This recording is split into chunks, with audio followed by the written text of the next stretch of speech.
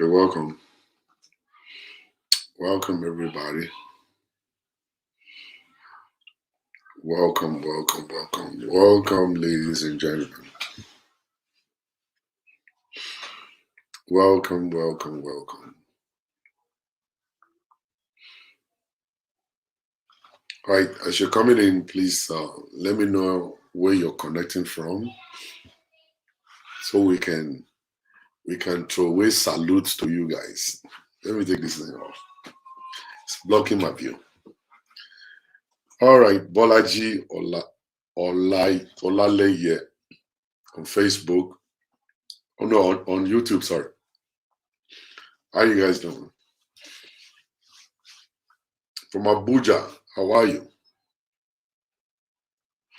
How are you doing from Toronto, Canada? Thank you very much. Man, you guys on Facebook and YouTube, you guys are awesome guys, man. A lot of people connecting from Nigeria. Wow.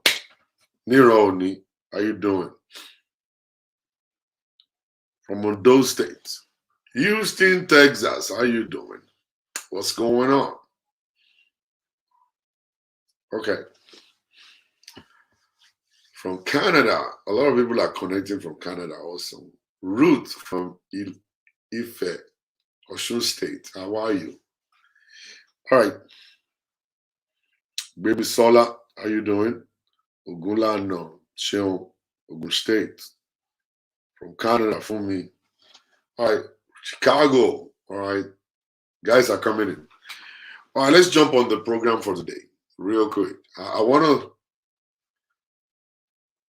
Prophet Isaiah, what's up, my brother? How you doing, man? Fantastic. All right, from Winnipeg. Baby Sola from Winnipeg. My sister and my brother, they live there. They live in Winnipeg. You're supposed to know them. Dallas, Texas. What's up? Good. All right, from Nigeria. Nice. All right.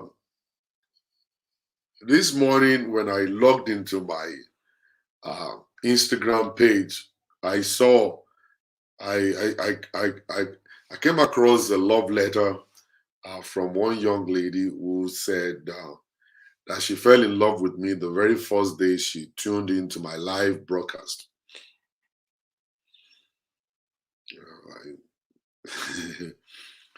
I know. People do fall in love with me. They do. But for me, I really don't think I should count it against the person. Some people are just alone, lonely. And it happens, this stuff happened while I was pastoring CAC also. That one lady, walked to me and said, hope you're not married. And I said, yes, I am. She said, but I'm in love with you. I was like, you can't be in love with me. Not possible for you to be in love with people, just like that. People do say love at first sight. I don't believe in it. I don't believe in somebody saying love at first sight. I believe in somebody, starting as friends. Let us first of all be friends. You can like what you see. You can like my character. You can like my behavior. You can like my temperament. You can like the way I dress. You can like the way I talk. You can like the way I laugh and all kinds of stuff like that. But it's not enough for you to say I'm in love with you. All right? You can like me. And then we can start by being friends. It's not like, jumping straight. Like I said this morning, a lot of you guys will just connect with the guy, and before you start knowing it, 20 minutes into the whole relationship, you start calling him babe. You start calling him babe or baby me. And that's so stupid. That's very stupid. I don't believe in such a kind of a stuff like that. I believe in a gradual relationship, a step-by-step kind of relationship. I believe in that. I believe people should wait. Wait until you get to know people, and then you're going to like that person, and that likeness is going to get to 100% before you start loving the person. And that love will come after some time. But when you just fall in love and start saying baby, you're an idiot. You're an idiot. So they need to go and check your head. You need to go check your head. Something's wrong with it. And that's why we run into errors. We run into all of these difficult situations in our lives that, now it will end up in divorce eventually. Because you need to take your time to fall in love. Falling in love is not something that is easy. It's not something easy. You can't just fall in love. You can fall in lust easily. You can fall in lust easily. Lust is like, I love the pointed breast. I want to suck it. Yeah, I love the breast. You can love the breast. But don't tell me you love him or love her. It's the breast, or you love the bum bum. Okay? That's lust. You lust after the person. You lust after the person. It takes a long time for you to actually fall in love. It takes a long time.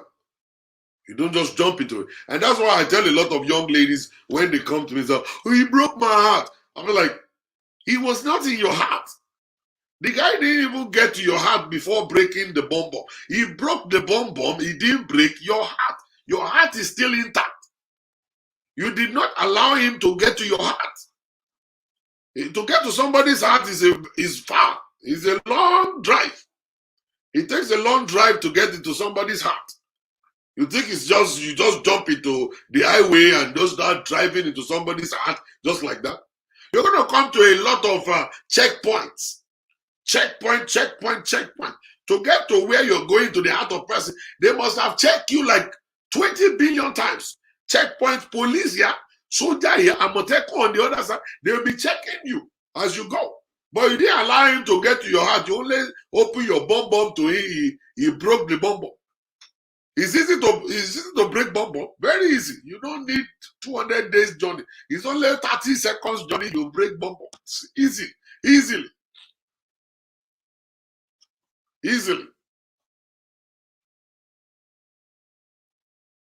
Easily. I'm telling you.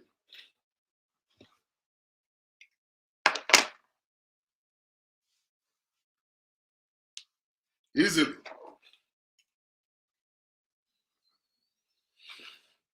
You know what I'm saying? Easily. All right? So, people do say all manners of things. I know people want to ask questions, but let me finish the presentation before you start asking questions. I've not even said anything and you have questions. Let me first of all finish the presentation, then you can start asking your questions. Right? You can start asking questions. I'll give room for questions. You can come on the show and you can ask your questions and I'll respond to it. So the journey into a man's heart, the journey into a woman's heart is actually a long distance drive. Lucia Aromire, how you doing, my dear? Beautiful, beautiful sister, man. You know what I'm saying? It takes a long drive. It's not a 2-day drive. It's not a 1-week drive. It's not a 3 months drive. It's a long distance drive. And every time you get to a checkpoint, they check you. Are you supposed to be on this highway? Are you going towards the right direction or not? And then you're going to get to a point that, you will not understand it. You're going to know it when you fall in love for real. It's different from a feeling. Love is not a feeling. You don't feel it. It's not how you feel. Okay? It's not. All right? So you will get to that point that you yourself, you will know that, you know what? I can give my life into the hands of this guy. I can close my eyes. I can close my eyes and I will understand what this guy is up to. I will know exactly what he's doing. I will understand him. I will understand this girl.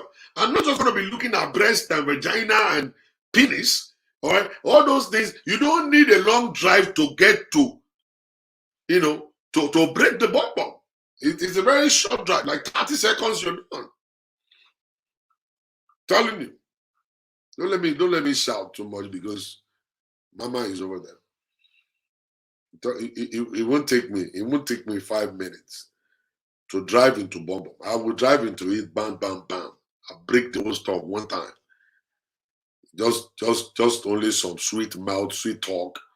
Tell you how beautiful you look like and all kinds of stuff like I wish you're my wife. I want to put the rock on it. I will just say all those sweet things that I know you women love to do. And I'll top it up with one plate of pepper soup or suya or shawarma.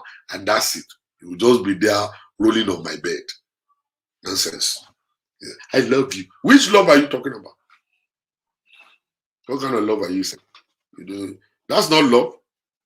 You're lusting after the person. And that's why you get somebody that is not going to be in love with you. You know what I'm saying? They will be in love with you. Nonsense people. Right? They will just be complicating the issues and be giving themselves problems and problems upon problems. And then they will be looking for someone to solve the problems for them. You know? I'm telling you. Well, that's not where we're going today. That's not where we're going. We're going towards a new direction, a different direction right now. I want to make this video so I can explain certain things to you guys. No, now when you talk about counseling, you know, when you talk about counseling, there are so many things that you must put into consideration when we are talking about counseling.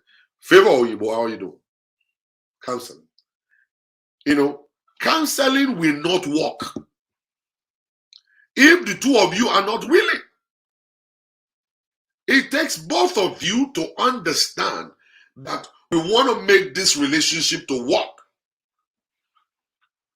And you both understand that we must actually put the effort into it.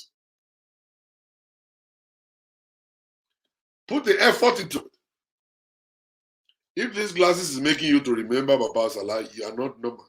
You're supposed to go sleep somewhere and just sleep. Let them pour water on your head. All right? So the two of you must agree that we want to make this to work. If one person is interested and the other person is not, no matter what the counselor, no matter how he's sweating, everything will still result into zero. And that's how I always tell people. When you're coming to the counseling table, you're coming to the counseling table not to point finger at anybody. You're coming to the counseling table to come and resolve what is wrong. And the two of us are going to make effort to change and to change whatever is on the table. That's exactly what we need to think about. If you don't have that kind of mindset, you are just going to go for counseling and it's going to be a waste of your time. And you're not going to bring anything out of that. And I tell people this all the time. Your marriage is supposed to be serviced twice in a year. I'm just saying this. Is it because you guys are still together? Oh, because we have been together for 12 years. We have been married for 27 years. Doesn't mean your marriage is working. You can fool us all you want. But I believe you can't fool yourself. You can fool me all you like. You can fool us on social media by posting pictures. You can fool us on social media by going out for dinners. But you yourself, you know that this thing is not working. I'm only in this relationship and I'm suffering and I'm going to be smiling and I'm going to be making people feel, okay, everything is all right. So we stay in the relationship. We are there, but it's not working. But we are pretending that it's working and we celebrate anniversaries every year. We celebrate anniversaries every year. Every year we say, it's our anniversary. Then people will say, congratulations, happy anniversary, happy anniversary. But it's possible for us not to know. But you know. You can't fool yourself. You can't. You can't fool yourself at all. Okay? So, and if you're this kind of person that you refuse to fool yourself, you must understand that counseling sessions, they are needed at least 2 times in a year. 2 times in a year. All right? And counseling session will not work if the two of us are not willing. The counselor will always come there to just say whatever he wants to say. He will say whatever the book is telling him to say. He will say whatever he's diagnosing, what he's seeing. But if the two of you are not on the same page and you are not willing to sacrifice, it's still going to result into zero. And you don't want to waste your time. You see, marriage is sweet. And at the same time, marriage will actually cripple you. Will cripple you. Right? Marriage will make you to become stagnant. Marriage can make you to be depressed. Marriage will make you to be a nobody. Marriage may land you in the casket if you're not very careful. You just need somebody to, well, let's just get married. Let's just get married. Hey, let's go married. We just get married. Let's be having sex and having babies. You think that's the way it is? You think that's how easy it is just to get married and start having babies? One day you realize that making babies is not even as sweet as you think. It's not. It's not as easy as you think. You think it's easy? Some people are having kids today. They are actually single-handedly taking care of those kids by themselves. The guy is gone. Some guys are present in the house, but they are not present in the marriage. To be present at home doesn't mean they are in the marriage. Many of you guys live with a man, but you are still a single mother. Some of you live with a woman, you are a single father. And you're still there. And some of you will be praying. And that's what is very annoying. Very, very annoying. I'm just so angry. So angry when I see people. You are suffering, you're smiling, and you're praying. For what? What exactly are you praying for? When you're supposed to go for counseling and sit down and table the thing on the table and let him sit down, and you sit down right there and talk about what is affecting you in this marriage, that I am not happy. Things are not going well with me. But you spend your time going to night vigil and be praying. Pray for what? For angels to come and talk to him? For angels to come and beat him? I find it so ridiculous. I don't understand. I would never tell people not to pray, but the kind of prayer we should be praying, they're just different. There are certain things that we need to address. There are certain things that we must put on the table, and the two of us must listen to these things. All right? You as a woman, you are afraid to talk to your husband, and you say, oh, I've been married. Happily married woman, which happily married are you? Nonsense. You are not happily married, you are only there by yourself. If you are really happily married, your husband will always follow you to a counseling table. Happily married people, they go for counseling. I have many clients that the man will be the one to call me and say, oh, Pastor, I want to remind you that we have a counseling session with you next month. The man will be the one to call. They want to sit with their wives. What is wrong? Have I done anything wrong? Why are you cranky? Why are you hungry? Let's go and sit down. Let's go sit down. It is the ability to communicate will make a better marriage. It's not praying. It's not just going to pray. You communicate, you talk to your partner. This person is my partner. Let's put something on the table, let's discuss. Your husband is running to discuss, you are discussing with angels. Your wife is not listening to you, you are fasting 7 days. I don't get it. And this Christianity is messing things up for us. Oh, no, don't let me say Christianity. Our definition of Christianity in Africa is messing things up for us. And when we say something now, they will say, oh, we hate pastors. I don't know. I don't understand. So our life's supposed to be, meaningful. When you are married, you get married because you want to elongate your life. Not because you want to shorten your life. You are getting married so that you can have a companion. Not because you want to live inside of a relationship alone. You're getting married so that you can have someone to help you. Not for you to still be there and be helping yourself. You're getting married so that you can have someone to advise you. You're not there just so that you can make mistakes. The Bible says 2 heads are better than 1. When one is weak, the other one will be strong. And the strong one will carry the weak one. That's what marriage is all about. It's very challenging if you don't know it. If you don't lay the foundation right, it's challenging. It's going to end up in divorce. And go and marry another one, the second marriage will still end up the same way if you still don't understand it. If you are afraid of a man, you don't marry such. Don't marry a man you are afraid of. He is not supposed to be a bully. He's supposed to be your best friend. You are not supposed to be afraid of your best friend. This person is my best friend. You guys wear the same clothes. You guys go out together. You guys eat together. You guys sleep together. You guys talk together. You guys will miss each other when you are not around. You hurry back home because your best friend is at home. And if your best friend is ready to talk, you listen to your best friend. When your best friend is crying, you console your best friend. When your best friend is lost, you find your best friend. Okay, when your best friend makes mistake, you help your best friend, you cover her up, cover him up, pull him to your side, pull her to your side, and make sure they stand on their feet again. That is what marriage is all about. All right? And that's the way it is. And we need to service the marriage constantly. Very constantly. And that's why I'm saying at least twice in a year, there must be a servicing. A servicing. Twice in a year. I want to quickly just pause right here. I just want to attend to men. You see, some of us men, I don't understand us.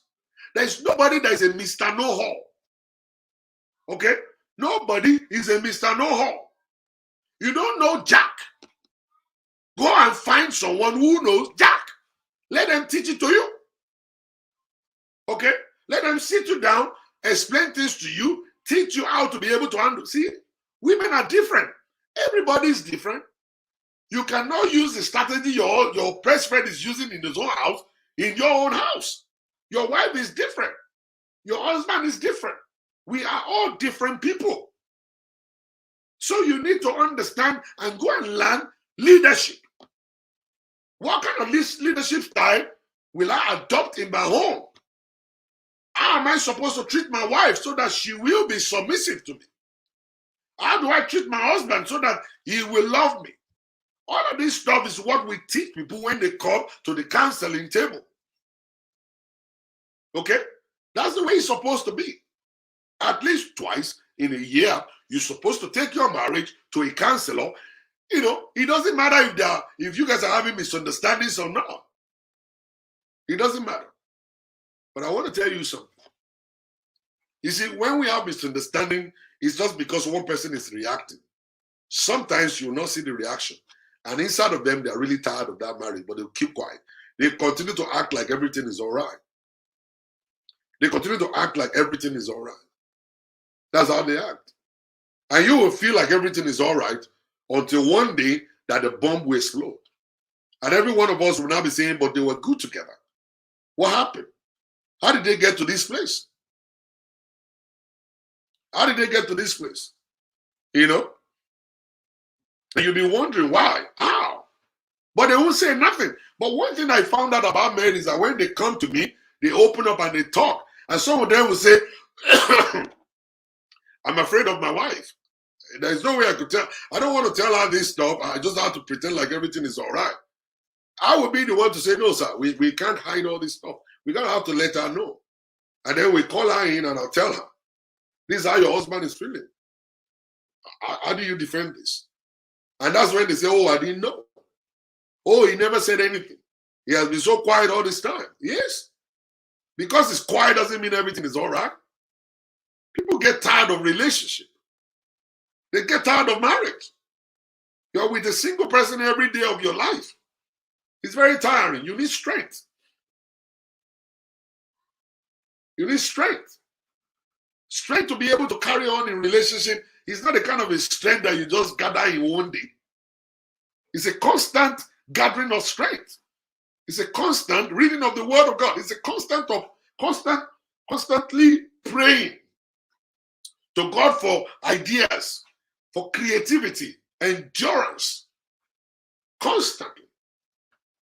Reading books, going for seminars, going for conferences, sitting down right there, let them teach you new things that you don't know before. And then you come and actually implement it in your relationship, and then you begin to see your relationship turning around. But you don't want to work on your marriage, but you just want the marriage to work for itself, by itself. Marriage can't work by itself. You got to work marriage. You have to team up with your wife, you team up with your husband to make the marriage to work. To make the whole stuff work. And that's how marriage will work, when you put effort into it. Now, a couple came to me and they signed up for counseling session. I do 3 sessions with them and follow up. The first session is going to be with the wife or the husband, depends on who is taking it first, who's going first. The second one will be the other person. And when I take them separately like that, it gives room for one person who is afraid of the other to speak to me. Because when you bring the two of them together, you begin to notice that the wife will say, should I tell him? Should I open up to him? And the husband will say, at the end of the day, it will intimidate her. She might not be able to talk. You see, sometimes I sit down with couples and I look at them and, you guys are not talking. You are not communicating with me. You are not telling me what's happening. I mean, I'm lost here. It's because they are coming to a counselor and they are hiding the same thing they want you to solve. They are hiding that same problem. They are hiding it. The husband is actually a cheat. The woman is not allowed to say it. And the woman will be saying something different. And I'll be looking at them that I don't see any problem in all these things you're talking about. Can you tell me more? And then the woman will be asking the man, should I say it? Should I tell him? And the man will say, what do you want to say? At the end of the day, we conclude, and then they leave, and everything will still be the same. They will refuse to open up. Africans won't talk about sex. What is the problem? Is it sex? They will say, should I tell him? Should I tell him? Tell me. Let me know. So I'll be able to advise your husband. Tell me, let me know, so I'll advise your wife for you. Why hide it? When you come to the counseling table, you're coming there to resolve issues. We don't want to go back home the same way. We don't want to go back home and still quarreling and still be fighting. We want to go back home, refreshed and brand new. Let's go and start a new relationship when we leave. All right? Let's vomit everything on the table, clear our mind, clear our heart, let us feel good, clear the whole slate. Let's go back home and start all over. All over. And that's the way it's supposed to be. But when you're hiding it, you don't want nobody to know. And all this stuff. This man got somebody pregnant and they have one kid right now. You are not happy about it. You're just there. You're not allowed to say anything. Your family members don't know. Your pastor don't know Jack. Your best friend don't know anything. You're hiding it there, and your heart is pumping, bim, bim, bim. And you sleep at night, you couldn't sleep. You have to wake up and walk around and stop my gen to India.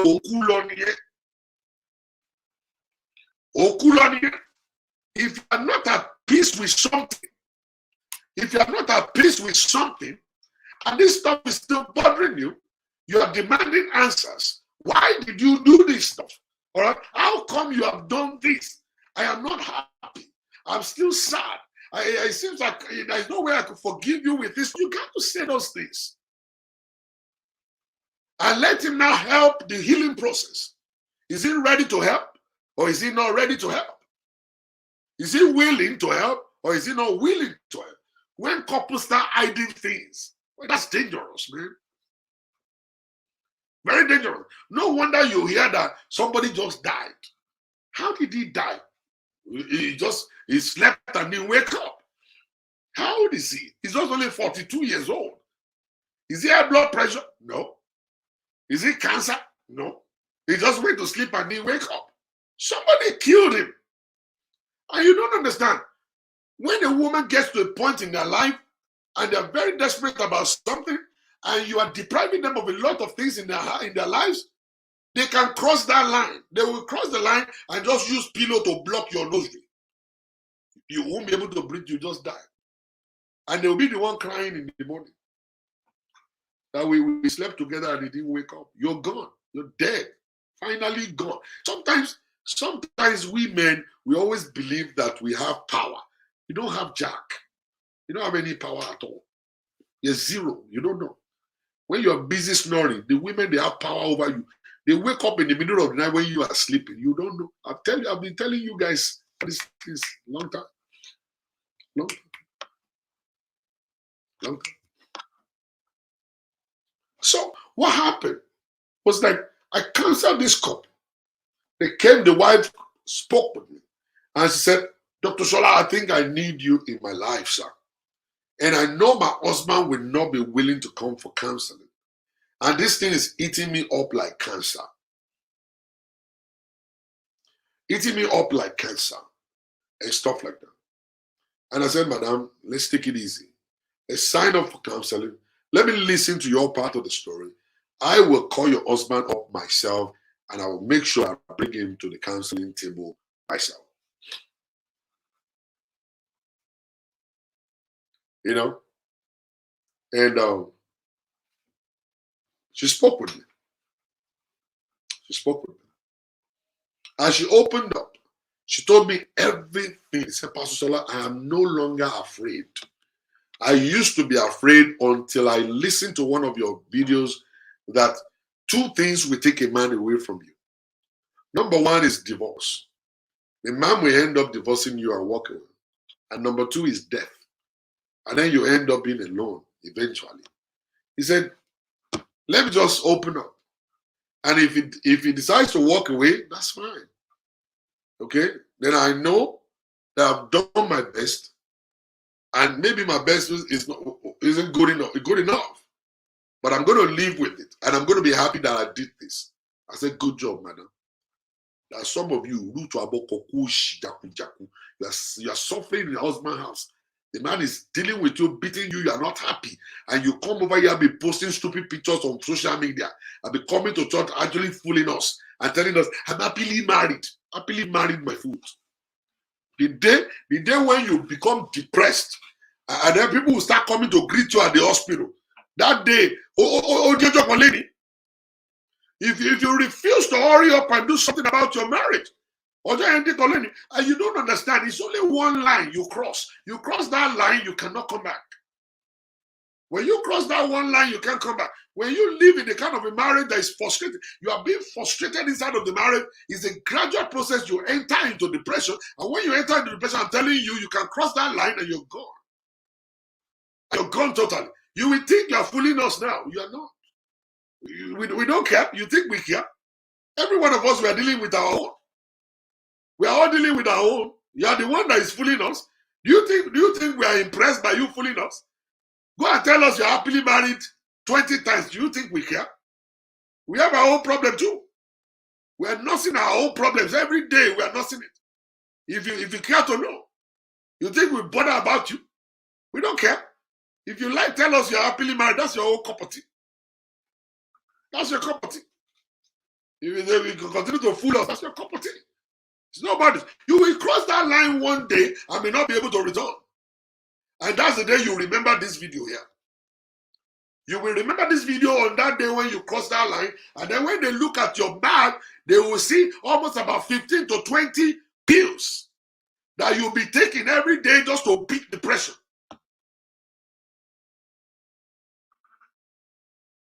Just to beat depression. You will see what I'm telling you. One day you cross that line, you will actually be seeing a therapist every week. And they will be giving you medications every week so that you can be sane and not be crazy. And how long are you going to take the medication? He will actually be somewhere enjoying himself. By the time you're dead, Okay? He will marry another person, or she will marry another person. You gone. That is why you need to stop being afraid of a man or a woman and speak out and seek for help.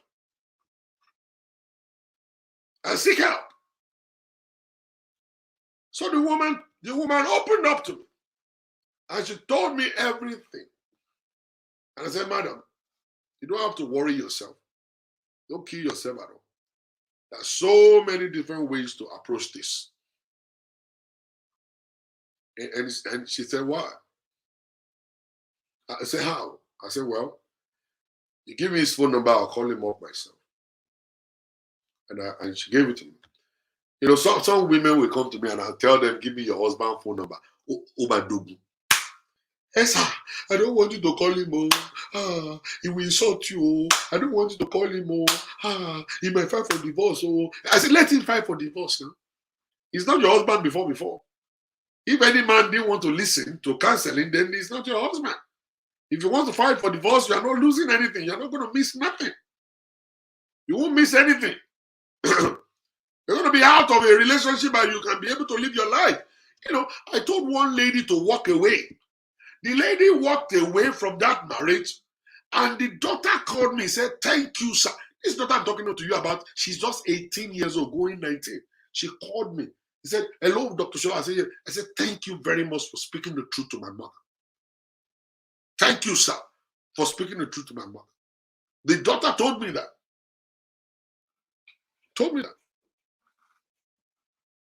I understand what Christianity will tell you.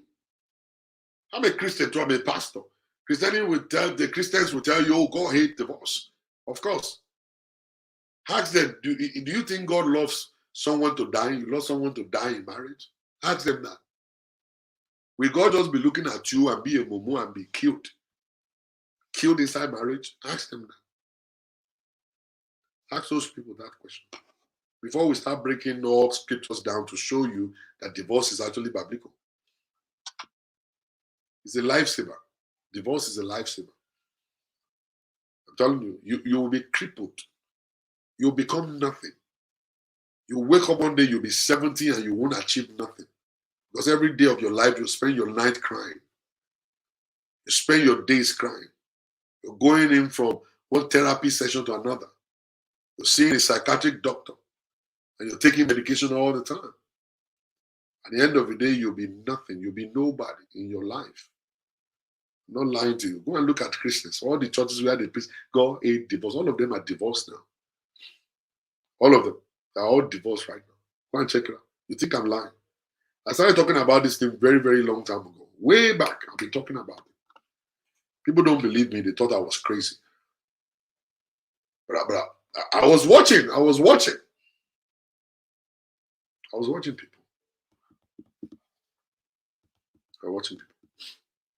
You see, for you to avoid divorce, there are certain things that must be done. You have refused to do those things. Let me tell you something. Divorce is going to knock on the door. Number one is to choose a friend to get married to, your best friend. Your best friend is not going to be a bully. Your best friend will want to listen to you. Your best friend will want you to talk to them. All right? When you marry someone who is not ready to talk to you, marry someone who is not ready to go for counseling, that person is not your best friend at all. That person is not your best friend at all. And that's going to be a disaster. So this woman called me and then gave me the number to her husband. I called the man up and I said, this is our Dr. Shola Adeoye. And immediately I mentioned my name. He was like, oh, how are you doing, sir? I said, I'm fine. So I said, oh, you know me? He said, yes, I do, sir. I said, do you watch my videos? He said, once in a while. Even though I do not agree with most of the things you say. I said, that's fine. I said, but you agree with some? I said, yes, I do. I said, fine. I said, your wife gave me a call and we had a discussion and I think you should listen to it and see how we could be able to, rectify some certain things and stuff like that. And he said, yes, no problem, sir. He said the problem has been there for a long time. And I took a session with him and the session lasted for 4 hours. He was just pouring and pouring and pouring and pouring. You see, men don't talk. Men don't talk at all. But when you get them to talk, they open up like a tap and they start pouring it out. And he just started talking. I was talking. I was talking. I was talking. And it lasted for 4 hours. And I was deeply touched. I was deeply touched. And the next thing that happened, I said, sir, if you don't mind, I would love to have a joint session with you and your wife so we can repeat exactly all of this stuff you have shared with me. You know, the man said, yes, I don't mind. The very first thing he did was when he went home, he fought with his wife. Why will you report me? Why will you go and report me to Pastor Shola? Why will you do that? So that was a quarrel. And that's very normal. I told the woman already. I said, there's going to be a ripple effect. And that ripple effect is that men don't like you reporting them to people. He's going to come home and fight with you. But when he's doing whatever he wants to do, just keep your mouth shut. Don't yell back. Don't talk back. Just tell him, I'm sorry. I'm only looking for solution. I want someone to talk to. I needed someone to talk to, and I did. And I'm really sorry about it. So I said, that's exactly what you should be saying. And she said that. She listened to me. She said that. She didn't fight. And I called the man up 3 days after and I said, I scheduled a joint session. And it's going to be a Saturday. And the guy said, that's fine. I said, it's going to be on Zoom. And all of them logged up, all of us logged into Zoom and we were in the meeting. And I allowed the woman to speak first. She didn't know what the man told me. And she opened up and she shared with me everything. And I said to the guy, I said, please, sir, can you defend yourself? And the man started breaking it down one by one. And there are certain things that he will miss. I will actually remind him. And I'll put it up as a question to him. As a question to him. And the man will actually put it there. And gradually was able to clear his mind. And the woman was shocked that, do you know, for the past 17 years, I have been asking this man to talk to me, but he refused to. All of these things he's saying, I got no idea. No idea about this stuff. And that is where I'm saying sometimes it's possible for a man to be afraid of his wife too. It is not just only women that are afraid of the man. The wife, the husband may be afraid of the wife. Because when they talk to you, instead of listening, men, we love our peace. I will keep things within me and not say things because I do not want to rock the boat. I will keep quiet. I'll just watch TV. I go to work. I come back. But you will not enjoy me. You won't enjoy any minute with me because I am angry within me and you have not allowed me to be able to speak. I couldn't speak freely. If I say something, you will shout. If I say something, you will keep malice. If I say something, you stop cooking. If I say something, no more sex. If I say something, it's all insult. So they keep quiet. They won't talk. And the woman was shocked. You have been keeping all these 17 years. Yeah. He has been keeping those things. He was paying bills, was coming home. Whenever there is a little pressure, he will perform sexual relationship, but he's not really willing. It's not what he wants to do. At that point in time, the interest, he wasn't really interested. No urge for it. I don't want to sleep with somebody who is a bully. I don't want to sleep with somebody who is insulting. I don't want to sleep with somebody that is always yelling. So it seems like my penis is dead. And the man was able to voice out all of this stuff. I'm telling you. Because marriage is 17 years doesn't mean it's working.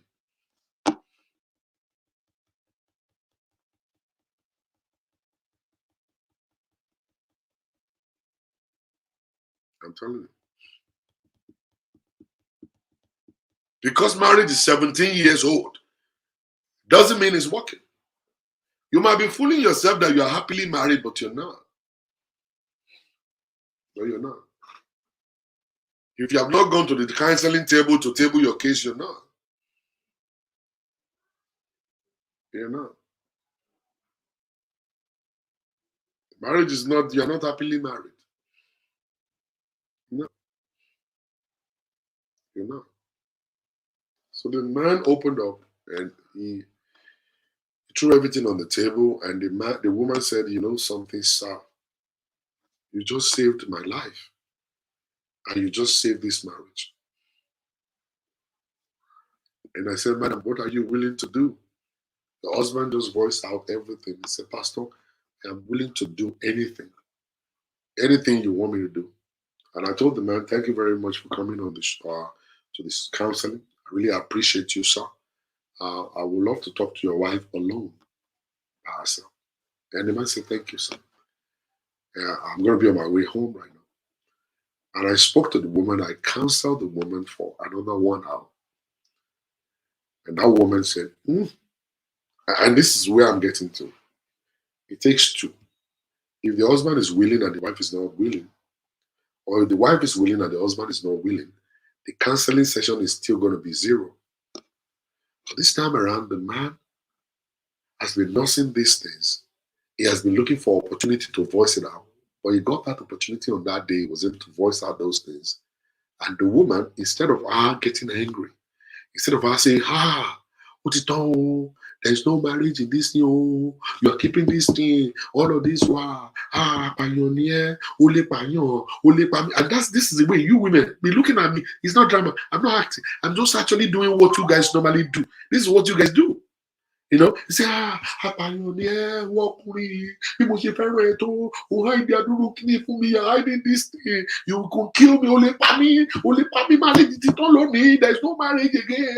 Pastor Chula, you then no church, no church, and then you scatter the whole thing. Instead of you listening, this is the problem. This is the problem here. All right? Now, what are you willing to do about it? Are you willing to take your fault? Are you willing to work on yourself? Do you want to change or not? That's the next thing. It's not about drama. It's not about you not shouting and just saying all manners of things. They have pointed out your fault to you. Are you willing to take it? And say, thank God. Thank God for this revelation. I'm ready to walk with it. I'm ready to flow with it. I'm ready to do it. Má jẹ́ parọ́ fún ẹ, obìnrin tó bá ń bá wí, tó bá ń bá sọ̀rọ̀, tó bá ń sunkún, onírọ́ eléke ni. Eléke ni. Ọ̀rẹ́ is not ẹkún. Your case is not about ẹkún. Your case is about who should you bank on. I have offended my husband. I gotta change. I need to say I'm sorry. I need to change some things around. Or instead of come out, so you gotta be crying. Crying for what? For me to pity you? For people to look at you like as if to say, what if you are dead? All right? You need to understand. It takes two. And the angle where you are looking at it as the fault of the man. But now the man has opened up. Now it's your fault. Now it's your fault. Are you going to take it? Are you going to work on it? Are you going to say, you know what? 17 years of marriage, I was thinking we're cool. And now I know we're not. What is the next move? The next move is that I got to change some things around. I got to receive this like a champ. I need to stop crying like a baby. I need to go and sit down in a corner and think about my life and say, you know what? Do you still want this marriage or not? Then if you after making up your mind and say, yes, I think I still want this marriage, then you come for coaching time. It's now coaching time. That we need to now coach you how to act, then you go for anger management. It's so simple. Go for anger management. You go and see a therapist, and then we start from there. And gradually, everything is going to work out right.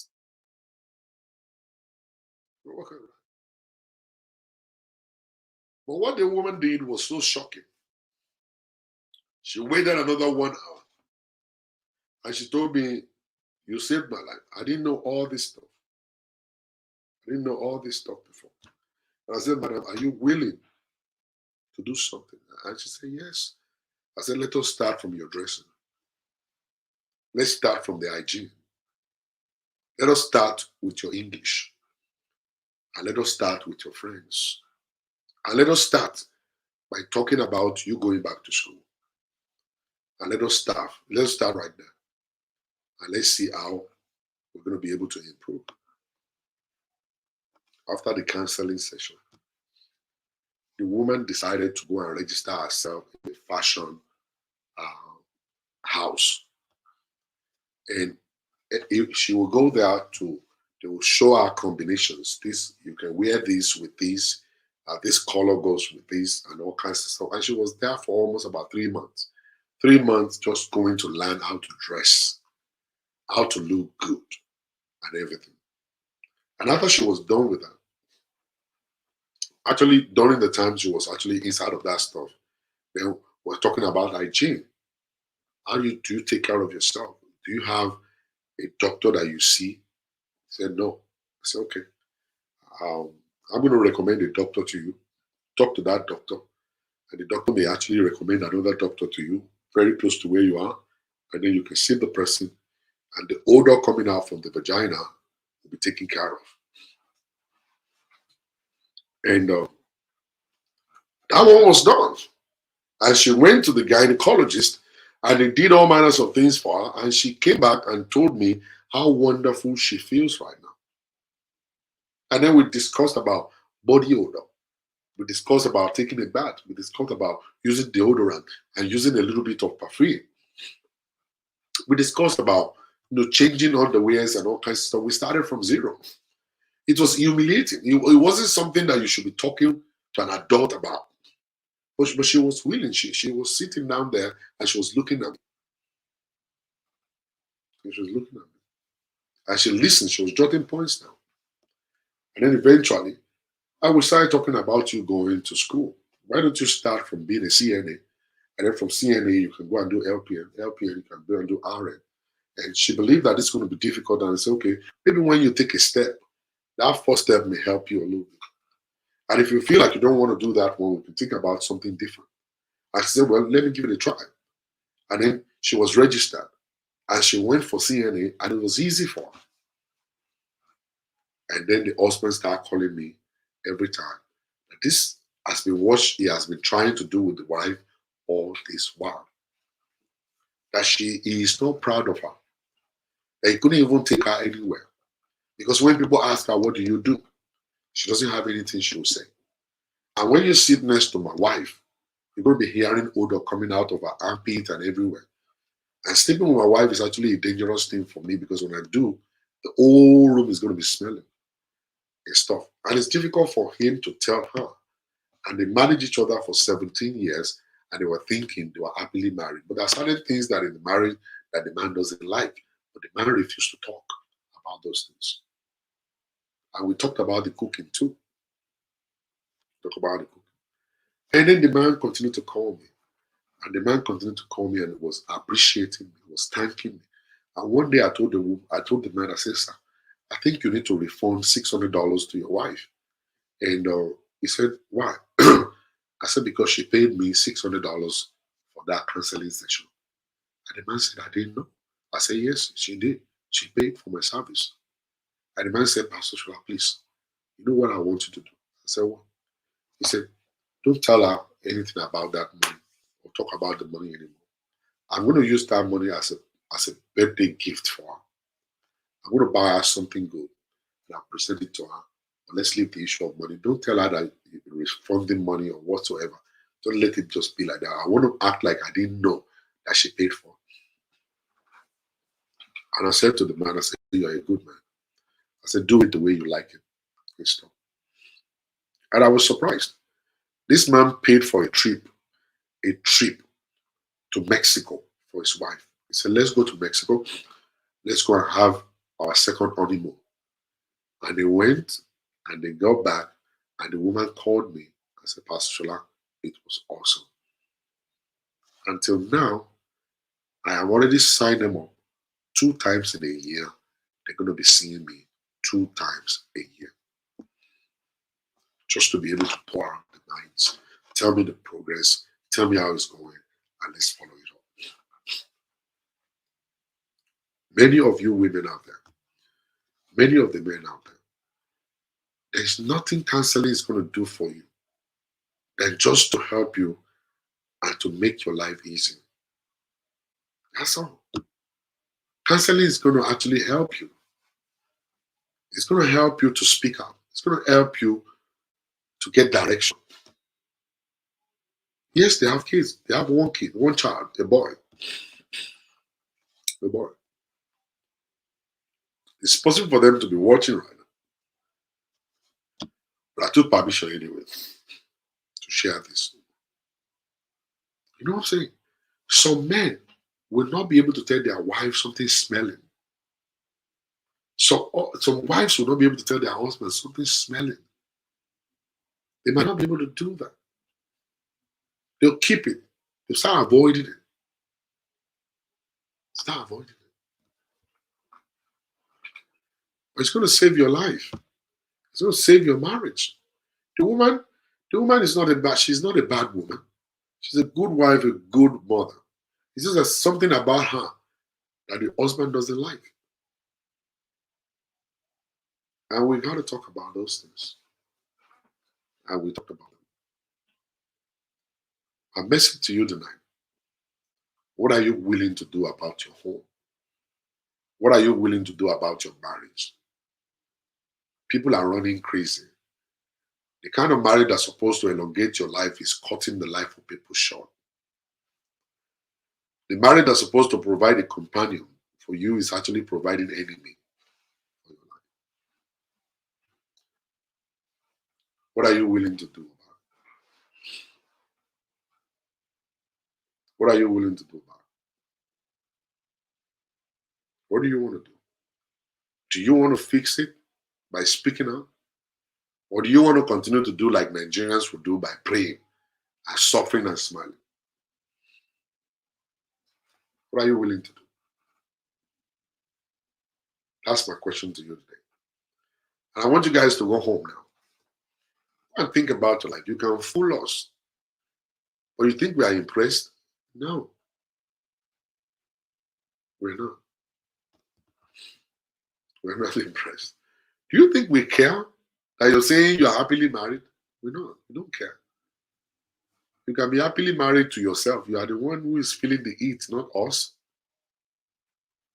Not us. We are the one feeling the heat. We are not.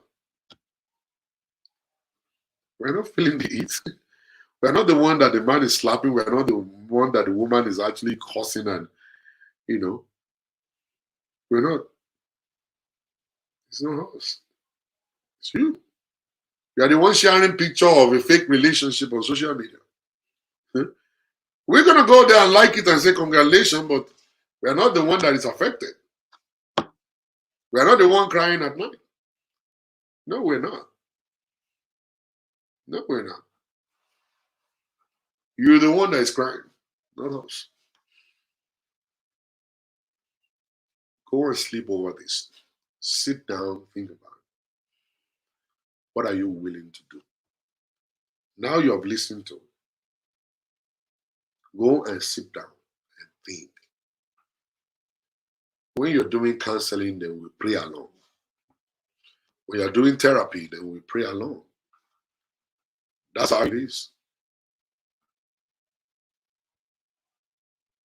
That's the way it is. Everything is going to work out right. Everything is going to work fantastic. All you need to do is just to come to the counseling table and present it. And let's look at it and let's advise you guys and see how it's going to work. And the two of you must be willing to make it work. Always have in the back of your mind that this is until death do us part. When you have that mindset that it's until death do us part, you'll be willing to take any step. You'll be able to listen and talk about anything at any point in time. telling you. Whatever you do and you pray along. You do those things and you pray along. When you're looking for money, you walk and you pray along. When you're looking for peace in marriage, you do counseling. You allow your wife to talk to you. You communicate and you pray along. When you want to start a business, you register the business name, you start the business, and you pray along. That's how you do it. Not just only pray. Not just only pray. You do it and then you pray along. So thank you very much, everybody, for coming. Thank you for listening. I really appreciate you guys. And I think I'm going to take a couple of questions. I think somebody said something about asking questions. A question, I will answer that question right now. If you're still available and you have the question with you, if you want to come on the show, you can actually make a request to come on the show and ask your questions. I will definitely answer those questions. Let me post a link on Instagram also and Facebook. So in case anybody would love to come on the show to ask your question on the show. But if it's on Instagram, you can go ahead and just make the request, ask. I will add you. If you have anybody who's willing, if you have a question, you can go ahead and just do so. Right this moment. Right this moment. You have a question for me, you can go ahead and ask. Dr. Uwachi, how you doing, my brother? God bless you, sir. Anybody, you have a question for me? Any question for me? Any question for me? All right. If we don't have any questions, thank you, everybody. God bless you. I really appreciate you guys. I'll see you guys later. And if we have anybody who is, what if a man does not feel the need to go counseling, pretending things are working? You need to fulfill righteousness. You yourself, you need to first of all fulfill righteousness by coming to a counselor and by we trying to get him to come. That's how you do it. What do you do if you have a man who doesn't want to? I just answer the same question right now. You yourself come for counseling first. I sit down, ask you questions. And then after that, I will collect his phone number and I'll call him up and I'll talk to him myself.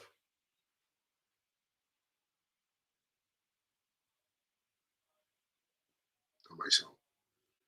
Another question is, what do you think about? My question is, what do you think about marriage between people where the man is 25 years older than the lady? There's no problem about it if there's understanding, my dear. Are your sessions available, affordable? Of course, they are. If you contact me, I will. I will definitely work with you. I can't afford to miss your life again as a single lady. It's very informative. Thank you very much. What is what if your spouse takes counseling as biased? They will always do that when they are not willing. They will always do that when they are not willing. But the best thing for us to do is to first of all do it. You never know. With me, it's a different ballgame anyway. Sir, is it possible to stay married without having sex for 2 years? Of course it is. But we need to dig into what exactly is causing the man not to actually engage in sex or the man engaging in sex, and then we cancel. So can counseling change a mindset of someone? For example, a man who has trust issues. Of course, it's possible, and then we work towards it. When we have trust issue, we need to know what is actually causing that issue.